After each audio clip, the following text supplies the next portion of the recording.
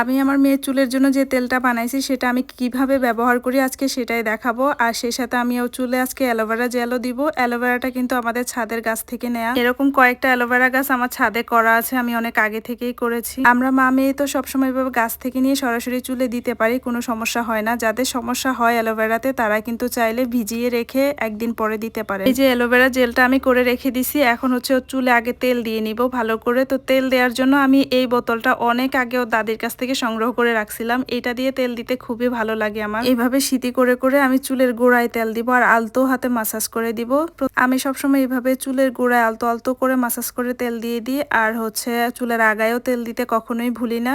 তারপরে তেল দেওয়া শেষে এখন আমি এই জেলটা ভালো করে চুলে লাগিয়ে দিব। অ্যালোভেরা জেলটা দিলে কি হয়, ওর চুলটা বেশি সিল্কি হয়, রুক্ষ থাকে না। পরে শ্যাম্পু করার পরে চুলটা ধরতে অনেক আরাম লাগে, একদম সফট থাকে আর একদম সিল্কি থাকে, দেখতে ভালোই লাগে। এই জেলটা অনেকে চাইলে ব্লেন্ডারে ব্লেন্ড করেও নিতে পারেন, আমি এইভাবে করে দিয়ে দেই পুরো চুলে। দেওয়ার পরে আমি এখন চুলটা খোপা করে প্রায় 1 থেকে 1.5 ঘন্টার মতো এভাবেই রেখে দিব। সপ্তাহে 2 দিন ওর ছুটি থাকে স্কুল, আর এই 2 দিনে আমি অ্যালোভেরা জেলটা ওর মাথায় দিয়ে দিই। আর তেল কিন্তু আমি সপ্তাহে 3 থেকে 4 বার দেওয়ার চেষ্টা করি। 1 থেকে 1.5 ঘন্টা এইটা রাখতেই হবে, চাইলে আরো বেশিও রাখতে পারেন বা একদিন রেখে পরে শ্যাম্পু করতে পারেন। এখন হচ্ছে শ্যাম্পু দিয়ে ভালো করে চুলটা ধুয়ে ফেলতে হবে। শ্যাম্পু করার পরে তেল দেওয়া যাবে কিনা অনেকে জিজ্ঞেস করেন, এটা আমার কাছে ভালো লাগে না, শ্যাম্পুর আগে তেল দিলে ভালো।